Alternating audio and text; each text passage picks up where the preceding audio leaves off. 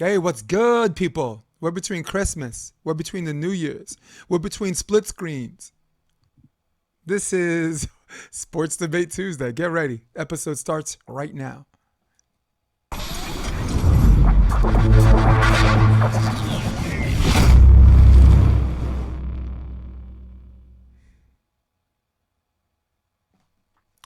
Yo, Sunday was a fun day. Mondays are usually miserable for people, but Mondays are not miserable for us, okay? Especially when we decide to pre record Sports Debate Tuesday. What's up, people? Along with my man, say it with me, Rob, keep it, McLean, I'm your host with the most. I'm Jason DeBillius, and we're gonna close out the year with kind of a year in review, and then just some fun topics, some basic topics, a trailer load of quick question. This episode might go fast like wildfire, or like quick question might be the longest segment. But first things first, let's talk about the elephant in the room. And we try to avoid topics like this. We're just trying to talk about sports, but when it comes to us, right? We got to do what we got to do, Bobby. So the new variant has continued to hit everyone in different ways, but for us, we're just going to highlight the sports section of this. The NBA has as many as 200 players on health safety protocol during the season. Bowl games have been canceled for not having enough players to play. And as recent as the last 2 weeks, the Rams had 23 players on protocol. That's half the 53-man roster, or almost half. And the entire Bears secondary suffered the same fate. So the question is, how long do we think we're going to see mass protocols like this? And from a medical or socioeconomic perspective, that's how we're going to tackle this answer. All right. Neither one of us are doctors, but I think on a basic level, I will just say it like this: you don't. I'm going to go first. You don't need to be a chef to know how to make steak. Okay. So here's what we know about the medical part. We know that Omicron is much more contagious, but as far as symptoms, are not as severe as Delta. We know that it spreads among everybody. That includes the vaccinated or the non-vaccinated. So so that's the medical part. So now we can get that out of the way. We could talk about the socioeconomical part, because contrary to popular belief, doctors are not.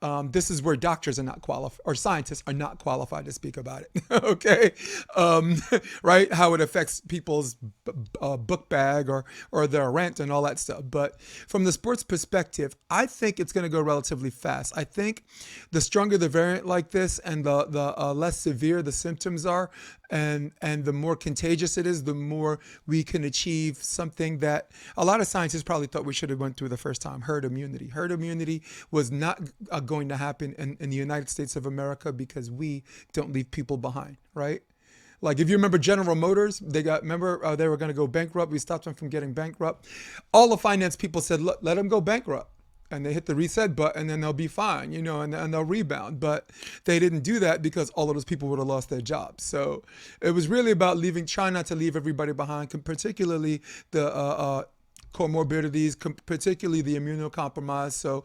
So it's one of those things where, to answer the question, and we're going to breeze through this one really, really quick, or on my side, I think it's going to go by relatively quick. And science also dictates that once you have a virus, it's very, very, very difficult to get reinfected. I know there are sources that say that you can get reinfected, but they're not really telling you the likelihood of getting reinfected. There are cases. This is weird, because maybe it's something that stays in your system for a long time, or maybe it doesn't. But I think we'll get through this relatively quick, and I think it's going to be between now and the Super Bowl. Yeah, just talking about the effect it has on, let's say, the sports that are affected by COVID right now. Just staying in that realm, Absolutely. I think the issue comes to the quality and the integrity of the game. You know, I was joking about this before about the NFL referees strike. When that happened, we were really going to see the importance and the necessity of referees, and we really did. I mean, there was game-changing rules at that time, because there were calls that maybe when you've been in that situation, more you can make. The same things with these players. I mean, you can lose maybe five guys and still create a quality game, but you're not going to be at your top strength. That means you're not going to be your best quality of play. And that means that, by the end of the year, you're losing games, or you're playing in a tougher situation than you could have been in if you're playing with your full roster for the whole year. So I think at the end of the day, and a lot of that does fall onto the coaches and the GMs as well, for player selection and longevity and versatility. So I just think that at the end of the day, it's going to put a lot of strain, especially monetarily, on the leagues, because now you got to sign, if you're going to continue not canceling games, you're going to have to continue signing these 10-day contracts. Eventually the money goes out. If you're still playing the players that you signed these big contracts with, eventually there's not going to be enough money to go around the league. But, that's just what's going to happen. I feel like this may go quickly, but it just shows that we're not really capable of withstanding that spread. The NBA bubble was fantastic, Yeah. but we kind of No went positive away test. from that. Zero But positive. 354 players, zero positive test. right, and because that was a little too constraining for players, it wasn't a thing after that season. But I think that's maybe something that a lot of the leagues have to think about going back to. Um, I mean, it still created games, it still created content, and it was great quality. A little bit of mix and match leagues, but it was fun to watch. Um, Yeah. and it kind of set the precedent, like, health and safety really does come first. We're looking forward to a different process. So I think it depends really how things shake out. I mean, the last 2 weeks has changed a lot. Um, Yeah. and I think, I Exponentially. can't look a week or 2 weeks in the future and say, oh, this will happen for sure. It'll get better. It'll get worse. So, I mean, if it goes the same as it's been going, I think there needs to be at least it needs to float on the table of not canceling the season, but postponing the season, until that all, like, most teams at least have a quality roster to go. Because what's happened in Chicago, that's that season has to be postponed. Honestly, I mean, you're not even playing with NFL players at this point. You're playing with practice players and guys you're pulling up for free agency. So yeah, it's tough to see, and I think they have a large challenge in front of them. Whether it's just to, like they said, they're going to shorten the amount of time it takes for players to come back now. I mean, I would understand that if testing positive was low, but to kind of full reversal on your idea of trying to be health and safety, to go and make it shorter for the amount of time somebody takes back after they get a positive test. I mean, that's just a little nearsighted, I'd say. But hey, we'll see what happens in a week or two. If things get more strict, I think we'll know a bigger difference. Yeah, and for our audience, mind you, we're talking about the general blanket of safety protocols, right? A lot of people that are on these safety protocols most likely are not infected. They were probably exposed to someone who was. They have this countdown to days or whatever, and this and that. And in light of the fact that like the first 43 cases, like in Houston, of hospitalizations, like 26 of them were vaccinated. It's just one of those things where, then that was Delta. That was I mean, it's crazy because the stat didn't say if it was Delta or the Omicron or whatever, but it's one of those things where I think if the players showed a little bit more discipline, not create a bubble. They don't have to do a Disney bubble for this. If you got friends, don't see them to the Super Bowl. If you got, and if you got to be away from your families for a little bit, boo fucking who? Okay, there are people who are serving in military boot camp, right? That have to be away from their families for 8 years, 8 weeks. All right, AIT can be as long as 4 months. That's after boot camp. So you can go as long as 6 months, almost a year, without even seeing your family.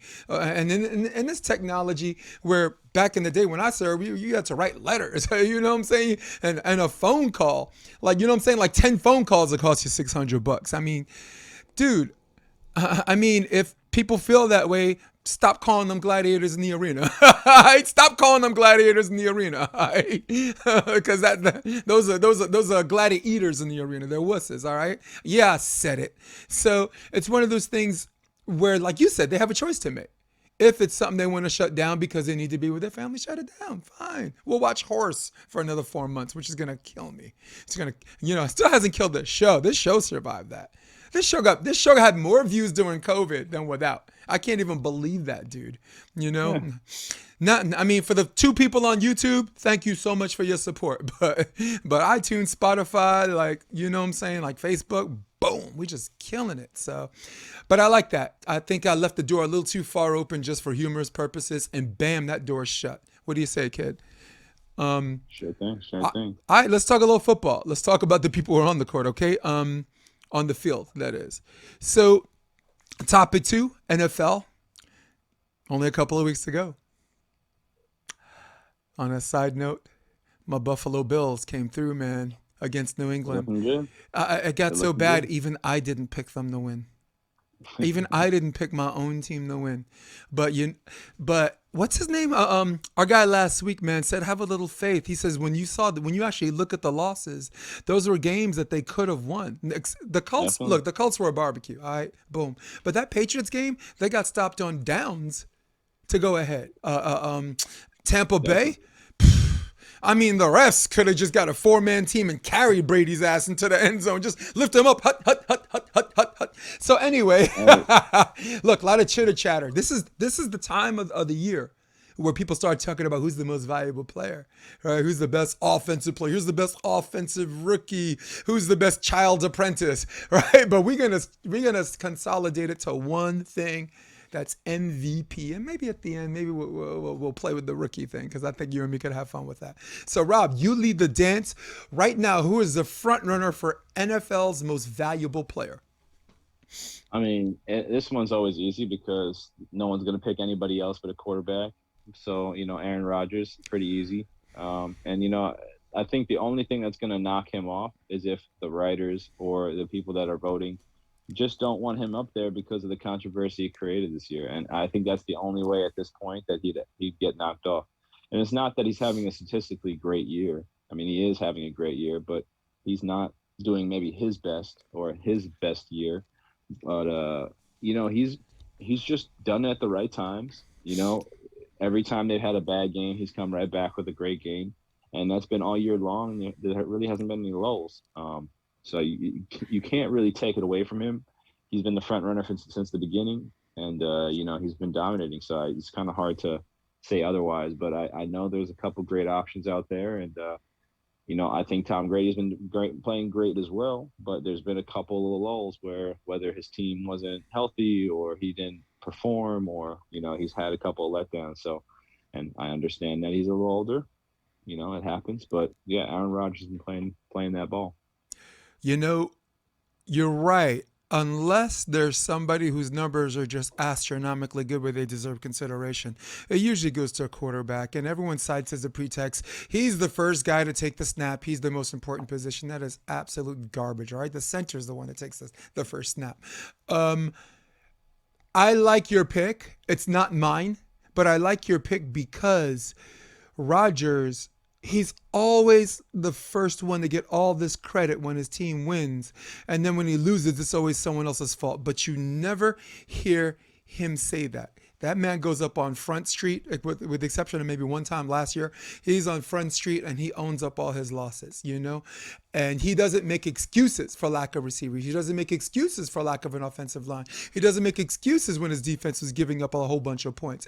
Brady doesn't either, and that's why I like that 2-man race for MVP as far as quarterback is concerned. But my MVP is Jonathan Taylor. The only way I would actually pick somebody over a quarterback is if their numbers show that they dictate how fast or slow they want the pace of the game to go, that supersedes or trumps their quarterback, is worthy of MVP contention. He ain't gonna get it. I know it, you know it, but I gotta roll off these numbers. So far, he's got 1,600 yards rushing, and he's still got 2 more games to go. He has 300 yards receiving, which pretty much puts him, if you take the 6 and change and 3 and change, it's 1,626. And I think it's like 378 or something like that. He already has close to, if not already surpassed 2,000 total yards. He has 17 touchdowns rushing, 2 touchdowns receiving. That's 19 total, with still 2 more games to go. And we both know, as good as Carson Wentz has been playing and as well coached as that defense is, that man is the X factor in them winning these very, very important games, particularly the one this weekend I don't even remember who they beat, but I know you got that pick right. I think all three of us got that pick right. Me, you, and Hmm. Fornicari. And they also beat the Patriots. And I mean, they had some really, really quality wins where you didn't pick them to even have a winning season because of their quality of competition. It's really, really tough. So, not mad at your pick, and I know you're not mad at mine. Not a chance. I love Jonathan Taylor. I think he's Yep. having a great year. And to Yeah. think that he's 1,600 yards, he's two games away from trying to break the record, but that record was broken 17 games. So, ooh, I that's know. tough. Listen, these 17 game seasons, you're gonna kiss some of these regular season records goodbye, and any of them that still exist True. after this is just a testament to how boss those guys who set the record were to begin with. They should just have an asterisk, Mhm. anybody done in 18 games, and because it's just yeah, it's tough to accept, Yeah, you know. look, I think Tom Brady, Peyton Manning, and Aaron Rodgers could tell everybody to kiss their asterisk.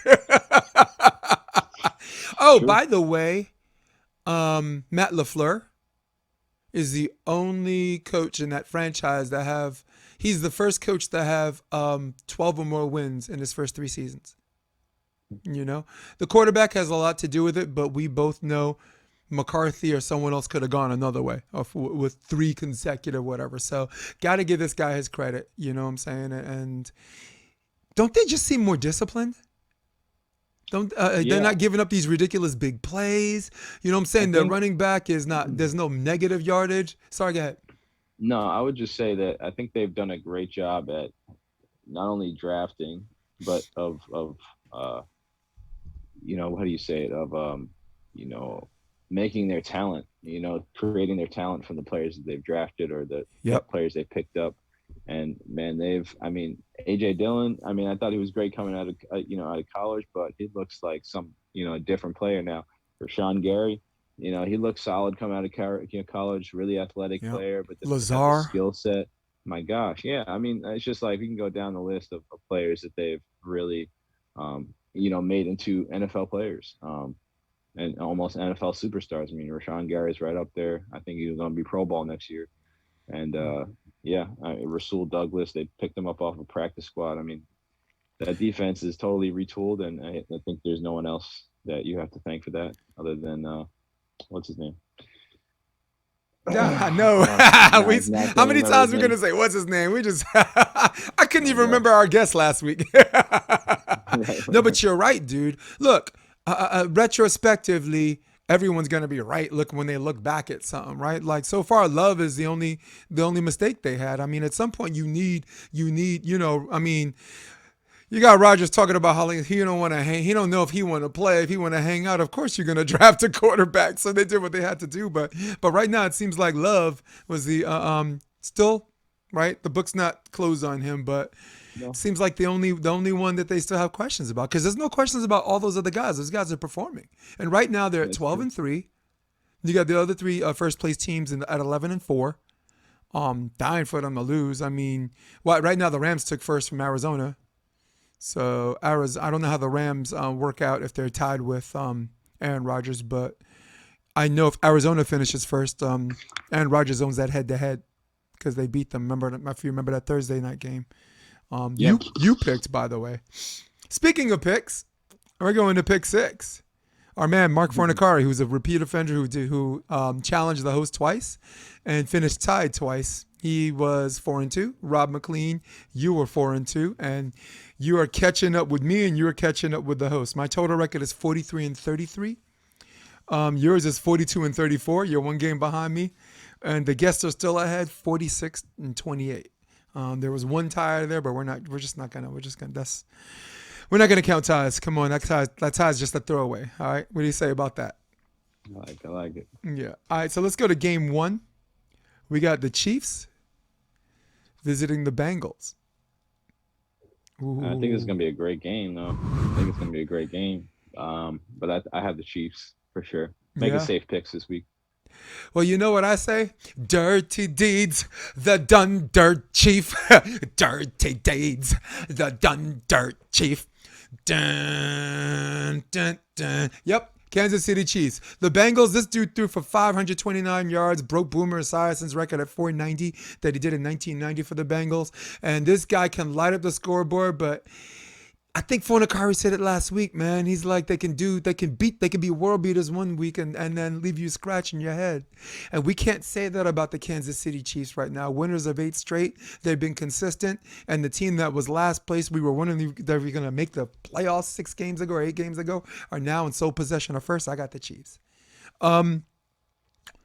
Dolphins at Titans. I'm going to go first on this one. I know the Titans have a lot at stake, and I know they're well coached, but this team plays really, really good for Flores, and they're a second half team, and they're not playing for his job or anything. They just like playing for the guy. He's a player's coach, and he still has respect. And I know they had some stupid, uncharacteristic losses, particularly the Jacksonville Jaguars in London, but I have no reason to pick them. Not over the Titans, but I am. I'm going Dolphins.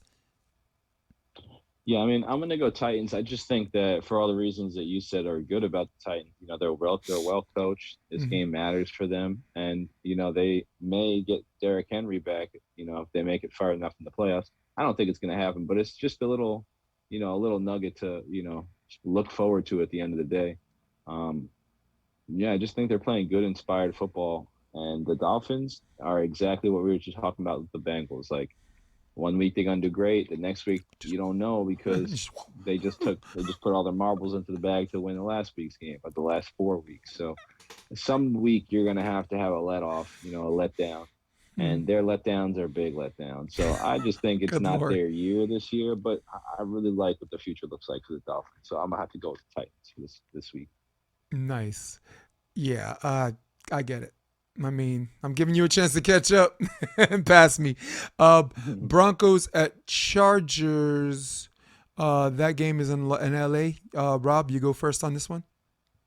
Yeah, I mean, Chargers tough loss last week. Yeah, I just think they're going to come back and do right by themselves like the other LA team did, for the last 2 3 weeks. And yeah, I just feel like the Chargers are a bit more, uh, talented than the Broncos, and the Broncos are still just searching for their quarterback. And they got a great defense. They have a really nice run game. They're just damn, they need a quarterback. So I'm about to go with the Chargers in this one. I'm gonna go with the Chargers too. And last week was a very uncharacteristic loss for a team that's on in the playoff hunt, basically out of the wild card situation, looking in with 2 games left. I mean, this is a very winnable game with the Broncos. Next week is the Raiders, also a winnable game if they win two. If they win both, they'll be 10-7, and they really gotta hope someone's gonna lose. And I think maybe a quick question: we're gonna determine which team can drop if this team has a good chance of getting in. So I go Chargers. Cards. Arizona Cardinals versus the Dallas Cowboys. I'm gonna go first on this one. Cowboys are they're rolling on all cylinders.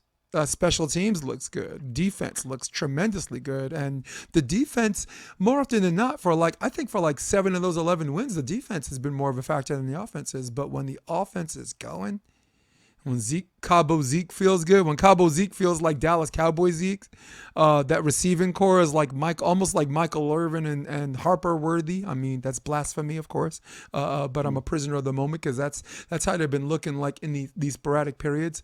There is concerns that they could still drop games to the Broncos and Raiders, but they seem to be up for. This is not a game that they're looking past.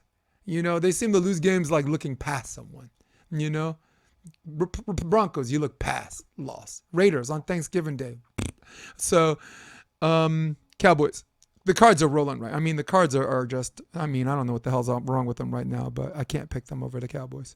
hmm I think this is going to be a usual Cowboy game where they're going to get their fans excited, beating one of the teams with one of the best records in the NFL.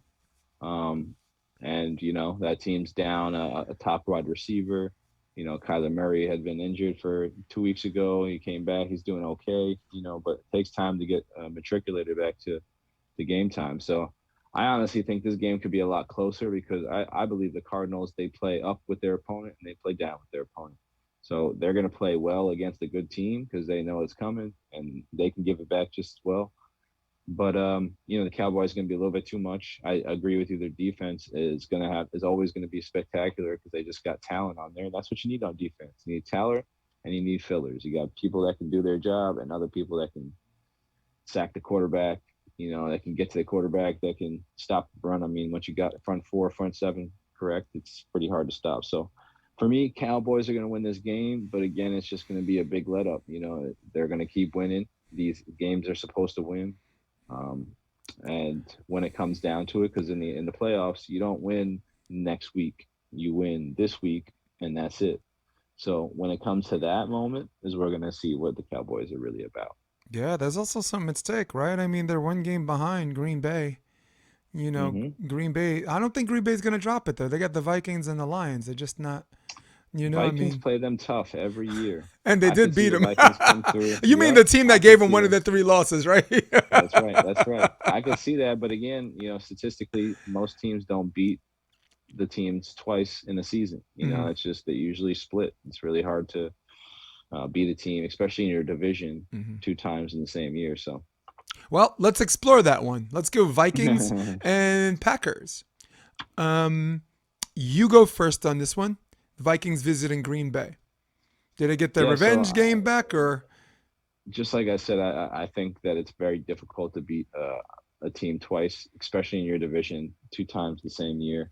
Um, but yeah, just like I think the Vikings, or I think the Cardinals are falling off. I think the Vikings have really fallen off. Where they lost to the Lions, they won the next week to kind of bring themselves back, but then they don't have that swagger. They don't know how to like reignite themselves. So Justin Jefferson, I mean, he's one of the best receivers in the league. It seems like he's non-existent almost over there. Dalvin Cook, one of the best running backs in the league. A little bit of injury, a little bit of non-use. It's just not really working out for them. So I'm gonna have to go with this great defense for the Packers and this great offensive quarterback that knows how to put the ball in the end zone. So that's gonna have to be the Packs this week. Packers? Hmm. Next game. Monday night game. We got the Browns visiting Well, who you got? Who you got? Packers. Oh yeah, oh Yeah. yeah, it's easy, Um, easy business. you just I look, don't know. I'm I could telling you, sit it's there and gonna say be. all the same damn things you just said, but that don't seem. I'm I'm not. telling you. I like your point was so valid. Me repeating it seems like I'm diluting it, man. Sometimes you got a good mic drop, and I got to shut the f up, man. And you got to give me Hey, credit for the one time I I'm did telling that in you, the history of this show. That I didn't you follow got. up with what you said. It's true. It's true. It's gonna be a good game, though. I'll give you that. It's gonna be a good game. Yep. That's the game to watch this week. It's so weird. That's the first time I ever did that. Packers. That's it. Rob said For it. sure. Browns at Steelers Monday night game. Um, I have the courage of my convictions. I'm going to go Steelers on this one. I think that they will probably finish 8-1. Right now, I think they're 7-1, and this is a home game. They're still playing for Big Ben. Big Ben announced this is his last season of the year. His last season. He's probably gonna most likely gonna retire after this. And I think these two games are definitely gonna be win-win for the Gipper type thing. And if for that on principle alone, Minka Fitzpatrick is still playing good ball. I don't know Watt's situation right now, but it seems like they seem to galvanize more when he's out because they maybe they get together and they're like, okay, guys, Watt is out. Okay, does that matter? And everyone's like, yeah, he's pretty freaking good. But that's what makes him good. They don't say he does. It doesn't matter if he's gone. They realize that, and they know everyone's got to level up. And I think they'll level up against Cleveland. I just feel bad. Roethlisberger got to deal with this dude, who's that linebacker for Cleveland, who's been like his worst nightmare. He's been a conference nightmare. Myles Garrett, is it? Yeah, Hmm. yeah, I know. close. I'm going Pitt. Yeah, I mean, again, we should always just have like an asterisk on some of these games. Like if this goes, more than five people go in a COVID protocol, it don't count. Because at this point with Cleveland, you just don't even know. That's what makes You it don't even fun. know. So I'm gonna go with Cleveland because if Mhm. they ever actually get everybody back, I think that they're a much more talented team and they just have a reason to win this game more than the Steelers do. So I'm gonna go with the Browns in this one. Mhm. Yeah. Well, for me, a win is a win is a win. When Connor broke his ankle, I'm like, dude, I'm still giving that to Dustin Poirier, okay? Oh yeah. But I take the money, but I don't know if I put it on my record. That was like this story I heard of this guy. This guy was listed as someone that died with the word is die of COVID or die with COVID, right? There's a difference between dying of COVID and dying with. This dude got shot in the police investigation and he was listed as a COVID related death. And I'm like, well, if he didn't have COVID, he would have ducked. He would have gotten the hell out the way. Maybe he was too sick to duck. But that was in Australia. That's actually a real story. It's an outlier. It's a unicorn. But I thought that was hilarious. Same thing with old age, right? You get hit by a car at 72. That's natural causes. Because if you were younger, you would have gotten the hell out the way. All right, so I'm plugging up our next topic because you know what I'm all about when it comes to this. This is my favorite episode. This is my favorite topic in the episode, should I say. Very special way we're going to do this, but without further ado, ladies and gentlemen, this is to shame or not to shame. Shame. Shame. Shame. Shame. Shame. All right, reconfiguring, my man. Let's do this and that. There's our clock. There's my man, Rob McLean. Rob, we're going to do shame to shame or not to shame in a different format this week. Basically, I'll say it like this. As the UFC wrapped up their last show, they have been terrific this year in making sure fantasy matches do not escape the fans. The fans have asked, and more often than not the last few years, they have delivered. And they did that the year before that, which is crazy because both of these years were COVID years, right? I mean, it seemed like they leveled up when everybody else had to shut down. And I'm very, very impressed with them. So in the spirit of this thread, or in this topic, we're going to go to straight shame. It's a shame, Rob. What match did you want to see in mixed martial arts, but it's a shame that it never happened? So I'm going to give you the floor first. Which match? And this, you can go back as far as you want. Because COVID, I mean, there's a lot of things that didn't happen, even though I got everything I wanted. I got Kamaru and Kobe twice. I got, Masvidal got his rematch because that first one he took last minute. So to shame or not to shame, it's a shame that we never got to see this. Go. I mean, yeah, we was talking before. I think Tony and Khabib are always funny because it took 5 or 6 fights and it never happened. And the last time it never happened was because Tony tripped over a rope or an electrical wire at a studio and had to catch his balance and his knee blew out. I mean, I don't know if they don't want to fight each other or if they just, are just trying to make some money. But that always seemed really funny to me where, that never happened. But I got one other too. I feel like we all kind of missed out on the rematch of, I should say the third fight of the Demetrius Johnson and Henry Cejudo. I think that would have been an amazing trilogy, and I don't think that DJ should have gone anywhere. I think he should have been right here at the best league in the world, and gotten treated and paid the right way.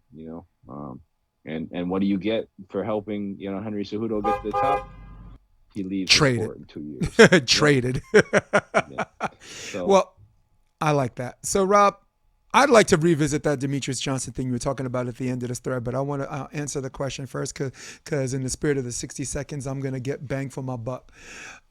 I want people to know who Gina Carano was. Gina Carano was undefeated in Strikeforce. She was 145, and before this whole Ronda Rousey thing blew up in the UFC, and Dana took a chance when he never said never ever women would be in MMA, and it turned out to be one of his biggest stars, second to only Conor McGregor at that time. So with that being said, she was fighting at 145 pounds before she went to 135, and Gina Carano is now an action movie star, and it was Mandalorian or whatever, and this and that, a kick-ass MMA fighter, had nasty slick submissions, had a mean right hand, carried her weight really, really well.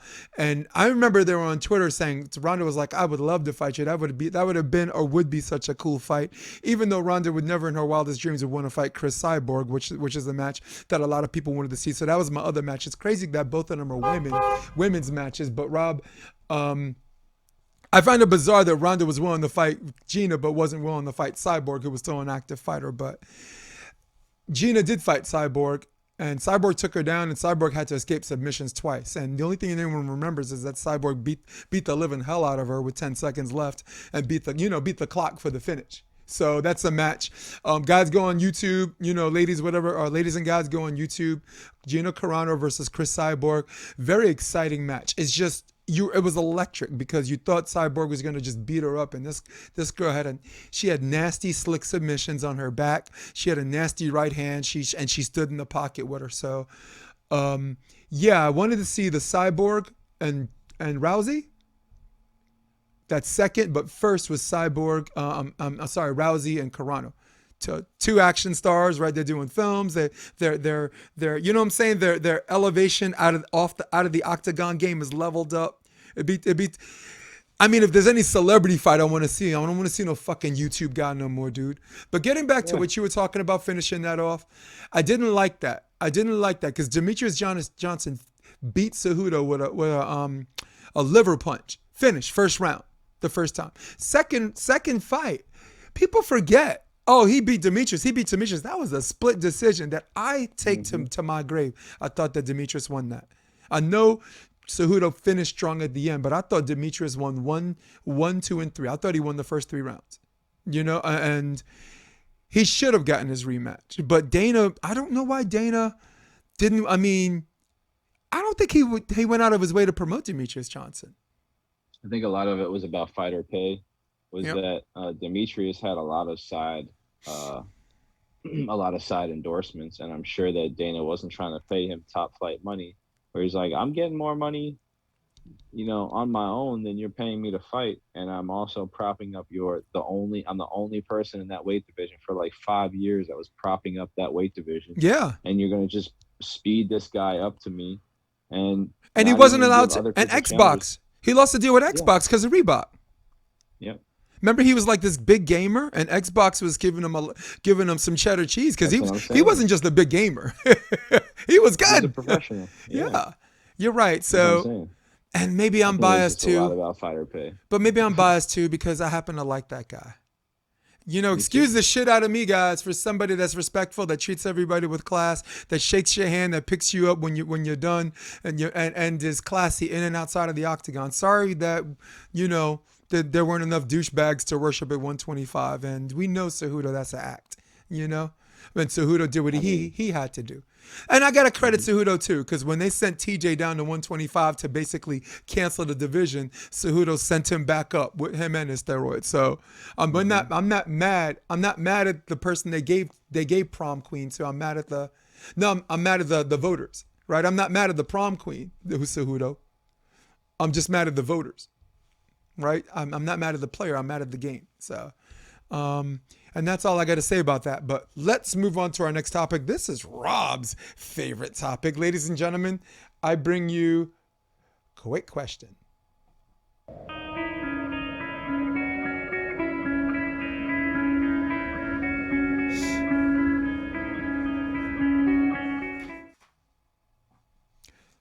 Rob, keep it.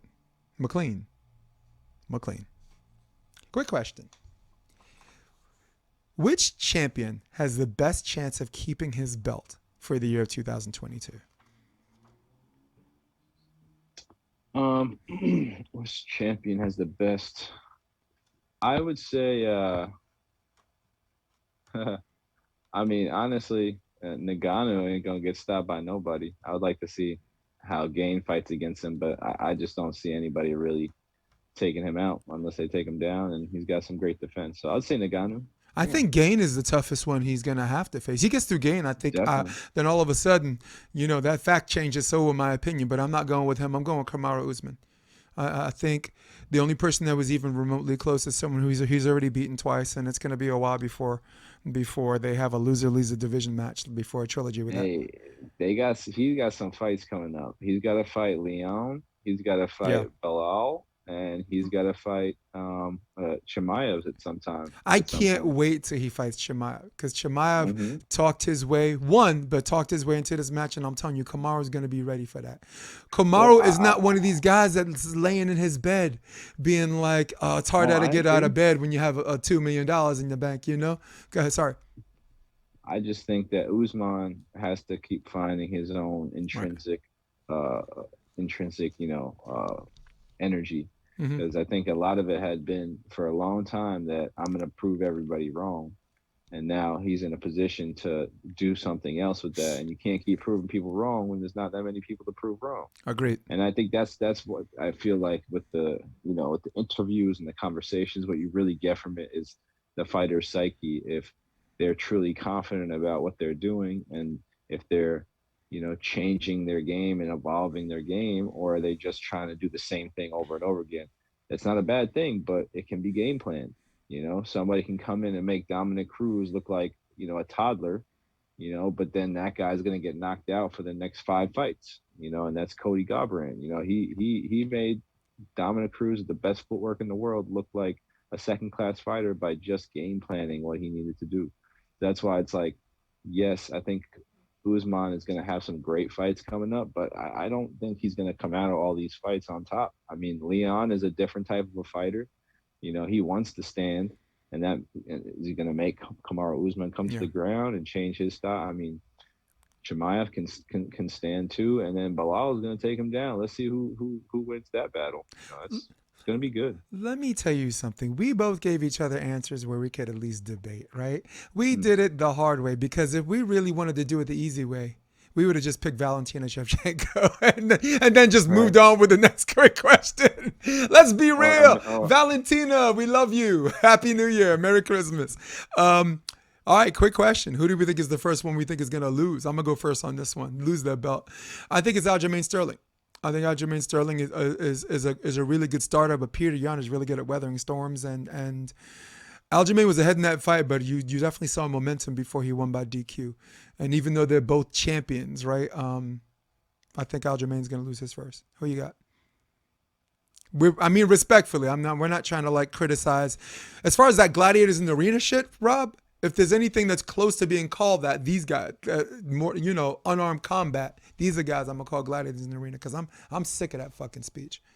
you know what? I think it's going to be Adesanya, and I think the problem is because Jan Blachowicz kind of blew up his deals. If you can, and I'm not saying it's easy, but if you can get him on his back, he's kind of like a fish out of the water. And again, I'm not saying he can't, fight off his back, but he's not dangerous off his back. He's not dangerous getting back to his feet and hurting you getting back to his feet. So I think that, Whitaker, who again is a brilliant fighter, loves to game plan, loves to figure out ways to for his fighter to have an advantage against his fighter. I think that's going to be a great fight, and I really do believe that Whitaker is going to work hard to get that takedown and start to early on in the fight try to put some damage and put some miles on his cardio. So we'll see. I think that's going to be a great fight, and I think he Adesanya will be the next to lose his belt because he has a glaring hole. He's got a glaring hole. It's strange that You neither know, one of us picked Glover Teixeira.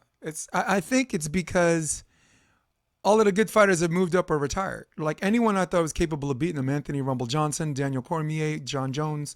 Um, I picked Blachowicz to beat him and made liars out of everybody. I forgot how slick that guy is on stand. I mean, as far as complete fighters, right?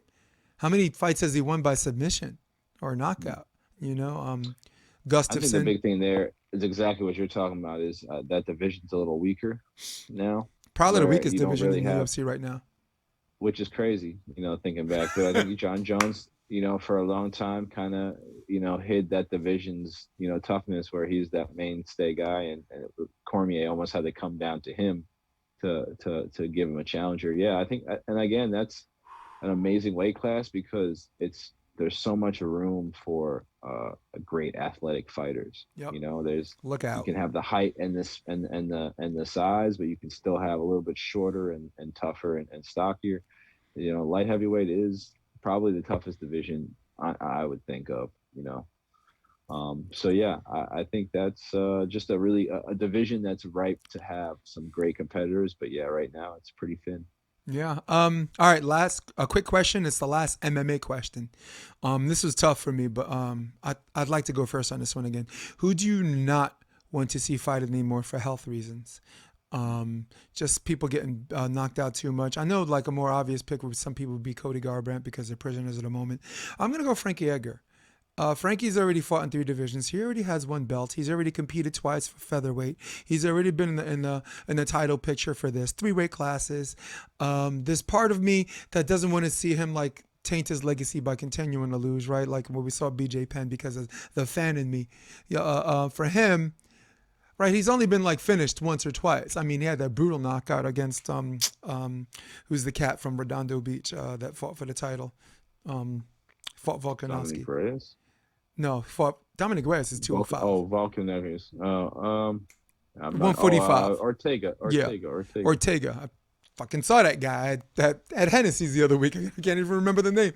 So, yeah, I as if the fan in me, the biased fan in me doesn't want to see him fight again and just leave. He's gone through a great career without sustaining a lot of damage. He's got his brains rattled a couple of matches, and I don't want to see him. I mean, I want to see him be able to read to his kids. How about you? Did I say yours for you in the beginning? No, I mean, just to piggyback, yeah, I mean, I was definitely Frankie Edgar is definitely on my list just because I think he's actually in that situation where he's taken a couple rumbles, but he's always been like in great cardio, great shape, and he's been able to withstand those beatings. A machine. Brian, a little different. I would have to agree with you. This is almost like I can't remember his name. Brandon, the MMA announcer guy now. Brandon Vera? Maybe. I know Brendan Sharp. Yeah, where great fighter, but just there's something that's not there. I feel like Brian is an amazing teacher.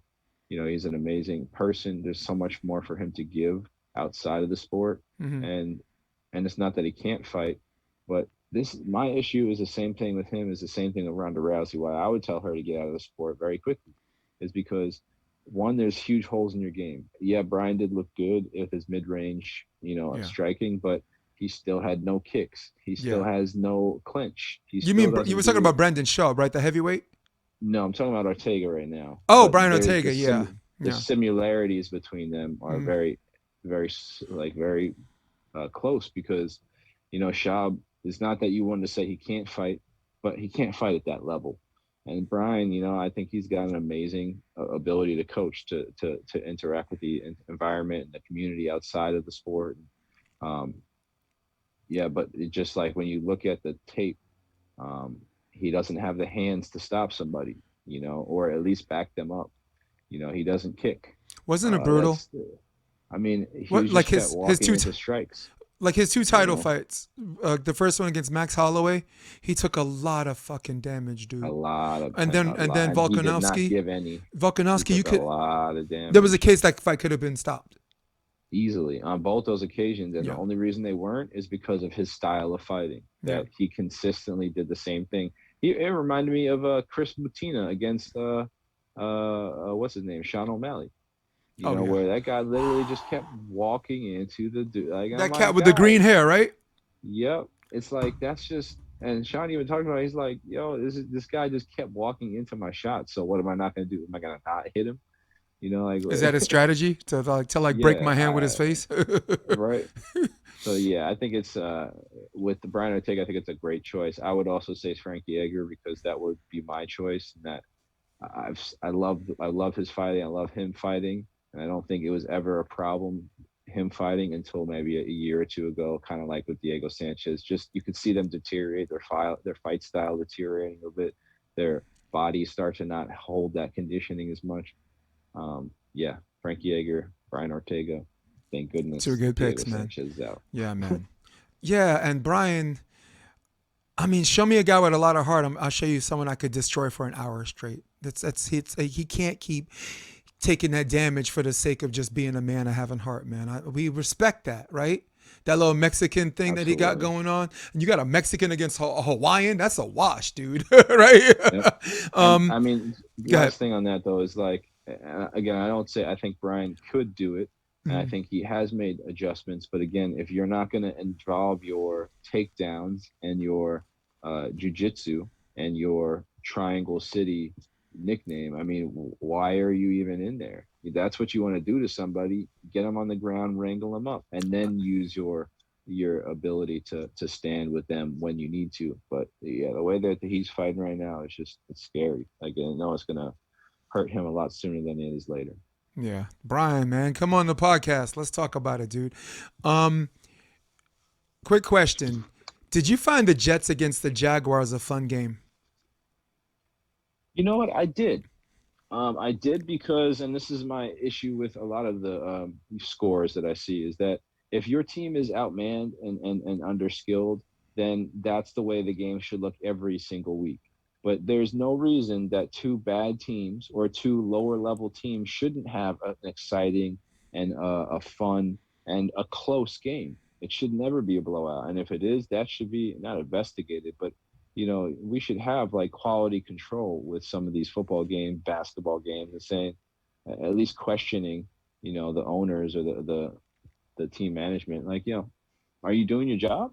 You know, Yeah, for me, yes, I say yes. There's nothing more fun than watching two teams with nothing to lose and everything to gain go at it. That was fun. Quick question: who is the best NBA team that no one is talking about? I'll go first on this one. Cleveland Cavaliers, 20-13. Love's doing some good things there. They hit 14 threes the other night. Mine's the Cavs. That's a quick question. Who's yours? um, off the top of my head, I'd have to say the Sacramento Kings. Okay. I think they've been playing some really good, inspired basketball for the first time in God knows how long. And regardless of last game the other night, they've been playing some good ball. All right. Quick question. Let's pick some NCAA Bowl championship semis. Okay. We got Michigan against Georgia. If Georgia plays, I'm gonna probably go with. I don't know. They've only lost one game this year, and it's been Alabama. But I don't know. Michigan looks good, so I'm gonna go with Michigan. That's my I'm going team. with Michigan. I'm going with Michigan, You. either by forfeit or by straight up. Bama against Cincinnati. Oh, Cincinnati's undefeated, but man, they're about to get rolled by the Tide, dude. They really Roll are. Tide. You Roll know, Tide. the part of me hopes I'm wrong. I mean, we saw a lot. Look, we saw a lot of conferences do a lot of out of the normal shit, right? Look at women's True. volleyball. You had two Big Ten teams beat two ACC teams in the semis. So, and one of those ACC teams, Louisville, was undefeated. So, look, back when I grew up, right, women's volleyball, you always saw a West Coast team there, right, or True. a Pac-10 or a Big Ten or a Big West. I mean, a Big West or something like that, or WCC. No one, no one to be found. They couldn't even sniff the Sweet 16. I think UCLA was the last one to go. Oh, BYU was. Quick question: who will be the number one seed for the AFC? Tell me. Boom. Who is it? Uh, I'll go first. Kansas City Chiefs. Chiefs. Yeah, Chiefs. How about the number one seed for the NFC? I mean Packers probably. They win one. Packers. They win one out of these two, and they will. Lions, Vikings. They'll win. Quick question: which team on the outside looking in has the best shot to get in the playoffs? For me, I would say the Chargers because the Ravens are in trouble. The Ravens have the Rams nick this week, and they have the Steelers to finish their season. Yeah, that's a tough one. I mean, Let me see if I could give you a picture. I Go ahead. mean, honestly, I feel like the Browns really have a chance. If they could get healthy, they're right there. I feel like they really could sneak in. Who is it? But we'll see. The Browns. You said the Browns. Actually, Yeah. let's see if I could do a playoff picture here. Standings. Oh my God, they're not gonna give me one. All right, fine. Freaking mobile devices. Let's just take a quick look at the AFC though. I think the Patriots are 9-6. They'll get in. Buffalo and New England, they're gonna get in together. Look where the Chargers are. Look where the Raiders are. Look at the Ravens in deep trouble, dude. Browns are all the way at the bottom. Yeah, Ravens are close. I mean, it's crazy the Bengals are gonna win that division. Yeah. Oh my God. So Yeah, I mean, I would love the Browns to come through, but it would take probably a whole lot of things to happen. I mean, yeah, Chargers for sure. And Ravens, I mean, I don't know how they're still in it, but they definitely could make a run. Yep. All right, so that's the end of Quick Question. But before we go, I'm going to have a blog called Mad Props Monday. It's going to be like a written thing. So the beginning of New Year's, every week on Monday, I'm going to give a shout out to people who are in my wheelhouse, which is the sport of beach volleyball / indoor volleyball in that order. Or sometimes just figures who are more popular out of the NBA. Like last week, remember Damian Lillard? Really cool thing. Said hi to that kid that had that sign. Like all I wanted for Christmas is, I don't know, like a picture with Dame or something like that. That was really cool, man. That kid was frozen. Do you see he was frozen? So I was going to do a Mad Props Monday, but I want to save mine for next week. So before we go, I think this week I got to say the same thing Rob says every week. Stay happy, stay healthy. Good. Stay happy, stay healthy, y'all. I thought you were going to say get your own shit. It's like, Jay, I only got this one thing to say. You can't let me say it. I did an 8 Mile on you, Eminem. So, all right. So for everybody at home, for everybody on their iPads and everyone on their mobile device, everyone on their desktops, for Rob, keep it McLean. I'm Jason DeBiss, Sports Debate Tuesday. Love y'all to pieces. Peace out. Come check out the Option Podcast on OptionVB.com. It's also available on iTunes and Spotify and on YouTube under the NY Varsity Sports handle. You're going to love what you hear.